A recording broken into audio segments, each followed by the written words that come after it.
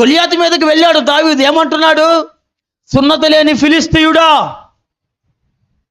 జీవము కలిగిన సైన్యం మాది అన్నాడా లేదా?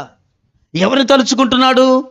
తన దేవుని తలుచుకుంటూ శత్రువులను చులకనగా చూస్తున్నాడు. ఇంకో ఈ మాటను మనం చదువుతుంటే మనకు అర్థం అవ్వాల్సింది ఏందో తెలుసా? నీవు ఉదయాన్నే లేచి దేవుని తలుచుకుంటూ ఉండగా నీ భయముతో ఉన్న నీ గుండెల్లో నా దేవుడు ధైర్యపరచునుగాక. భయముతో ఉన్న నీ గుండెల్లో నా దేవుడు ధైర్యాన్ని అనుగ్రహించునుగాక. నువ్వు ఏ స్థితి అయినా కావచ్చు, నువ్వు ప్రార్థన చెయ్యి, ఆ భయం నుండి దేవుడి పూట నిన్ను విడిపిస్తాడు. ఆమేన్.